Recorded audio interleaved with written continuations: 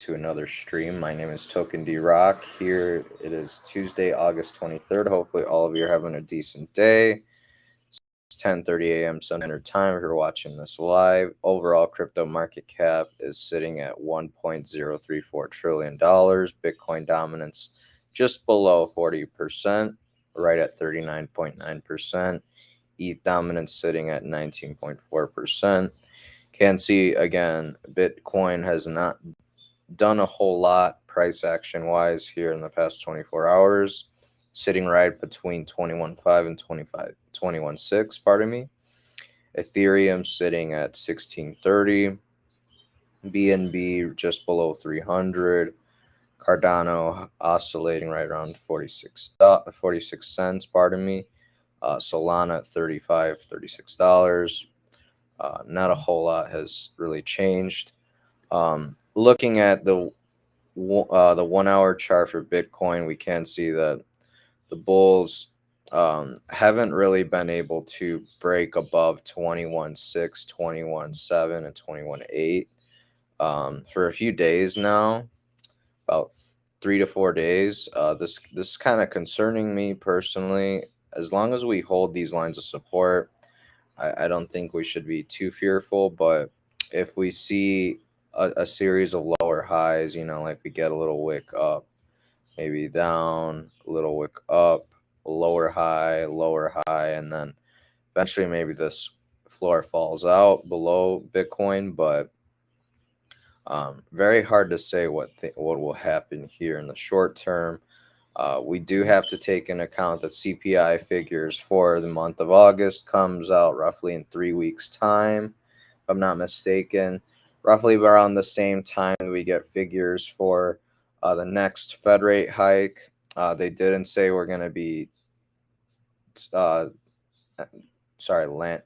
doing a soft landing by any means when it comes to inflation. So we can expect at least 50 basis point rate hikes or 0.5% rate hikes here in the short term, probably for at least the next 3 to 6 months, which will inevitably send us probably into a recession, more than likely if we're not already in one. But looking at the daily chart, Bitcoin seems to have found some support above 21,000, but we are out of that bear flag zone. So something I thought I'd like to point out.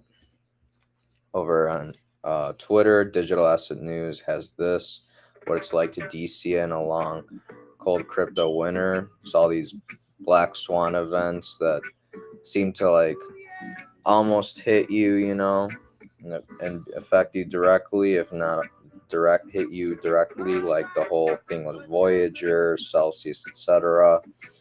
A lot of people got damaged by that, but the people who see the value and are stronger with their conviction, just carry on and keep stacking despite all the setbacks.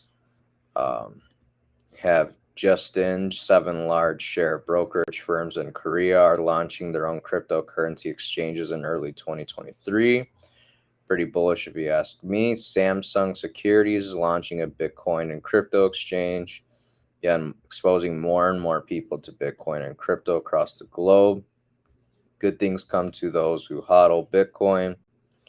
Thomas Randolph, back on July 11th of 2015, says, well, Bitcoin has stabilized almost exactly $14 per coin. I'm tired of waiting for a jump, so I'm taking the loss and getting my cash back. Could you imagine selling Bitcoin for $14 a pop when nowadays it's trading for well over $20,000? Crazy stuff. Here we have Coin Bureau saying everyone is out there trying to get their bread, but few are looking for the key. Keep them busy with basic needs. They will forget about the freedom they lost. They're so fixated on getting the money that they don't put that said money into a deflationary asset like Bitcoin. Michael Saylor says Bitcoin will appeal to those who would build their lives on a sound, ethical, technical, and economic foundation. Just another endorsement from Michael Saylor.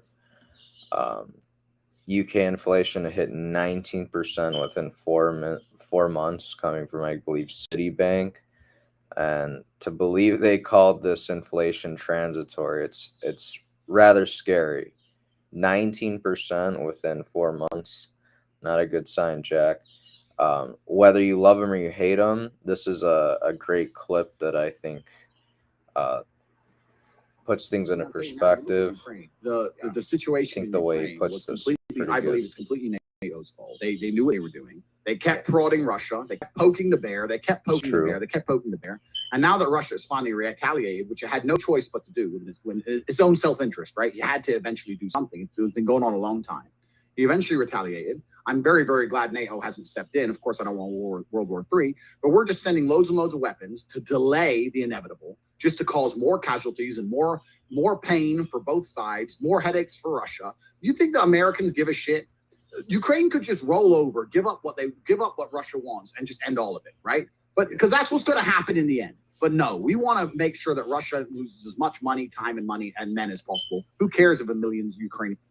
Yeah, it's rather sad to whether you love him or you hate him, he's making a lot of great and sound points regarding the war over in Ukraine. NATO and the EU kept poking the Russian bear, and now they're all surprised that Russia actually retaliated and chose to invade Ukraine. Not saying Russia made the right decision, but it was inevitable, it was in their own self-interest, whether we agree with their decision to invade or not.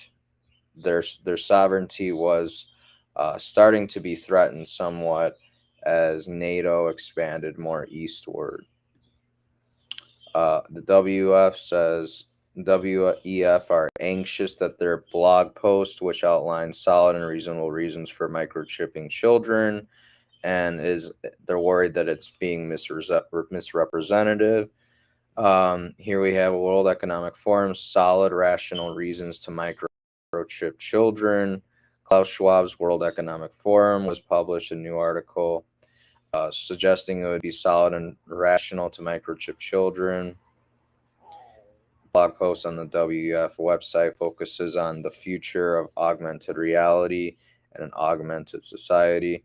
Again, this was considered conspiracy theory just like a year or two ago. Just keep that in mind, you guys. Not trying to tell you how to think about these topics and such, but it's kind of weird. And then another thing is this guy is no longer, I believe, on Twitter or Facebook. So he got banned, I believe. New German Chancellor Scholz and Economy Minister Habeck traveled to Canada with a delegation of journalists. No masks inside the plane, contrary to existing laws and regulations. Again, live in a two-tiered society. The regular people like you and me, the quote-unquote underclass, do not have to put on. We have to put on masks and obey the mandates and such. But meanwhile, these people, the elites, the super wealthy, the mega rich, they don't play by these rules. It's kind of disgusting. Rules for thee, but not me. And it's kind of interesting. Are not able to Dr. ask Carl skeptical Sagan. questions, to interrogate those who tell us that something is true. In order to impose the lockdown, they needed an illusion of consensus that the scientific community was in favor of lockdown. To be skeptical of those in authority. It's very dangerous, Chuck, because a lot of what you're seeing as attacks on me, quite frankly, are attacks on science. Like the audacity, that's pretty disgusting. Like he can't possibly get it wrong. And I don't know if you guys have seen the clip, but I believe before 2015, there's a clip of him speaking, and he's asked whether someone should get the flu shot, if they've already had the flu that season, and he said that natural immunity, meaning getting the virus itself, whatever the virus may be, is the best form of protection or vaccination against getting sick again and or getting sick entirely. So it's weird how the message has kind of changed over the years. Nonetheless, he's resigning in a few months. He won't pay for any of the crimes he's committed. Medical maladvice that he gave to many people, but that is just par for the course until people demand for his resignation and for him to be punished. But nonetheless, I'll leave you guys with this. Bitcoin protects us from the cartel of central banking. This politician flips out. This is a pretty good video. I remember seeing this video like at least 3 to 4 years ago. It's kind of cool to see it resurface because I do think more and more people need to realize just how unjust the central banking system is and how much of a scam it is. But here, he'll lay it out for you. It is my opinion that you do not really understand the concept of banking.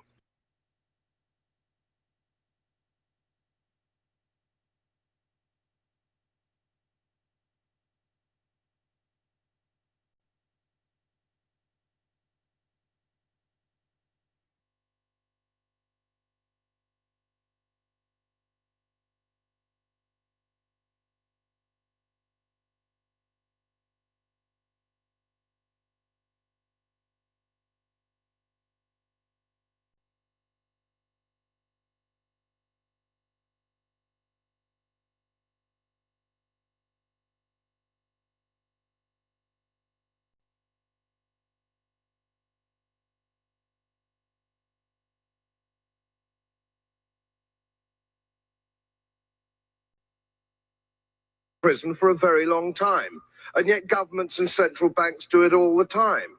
Central banks repress the amount of interest that rates are, so we don't have the real cost of money, and yet we blame the real retail banks for manipulating LIBOR.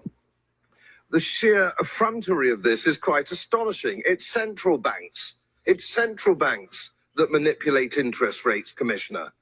And plus, underneath all this, we talk loosely, in a rather cavalier fashion, do we not, about deposit guarantees. So when banks go broke through their own incompetence and chicanery, the taxpayer picks up the tab. It's theft from the taxpayer. And until we start sending bankers, and I include central bankers and politicians, to prison for this outrage, it will continue. Yeah, and that's the thing. Until majority of us take a stand and we hold people like the central bankers, Fauci, many other people accountable for the horrible things that they're doing to you and me directly and indirectly, these people will remain free. Until we collectively decide they shouldn't be, and decide to do something about it, like put them in prison. They'll continue to do what they do. But not to be so doom and gloom, but what do you guys think? Do you think Bitcoin is going to rally? Is it going to dump? It's pretty indecisive right now. Let me know what you think down below in the comment section. Until tomorrow, 10:30 a.m. Central Standard Time stream. Hope you guys all take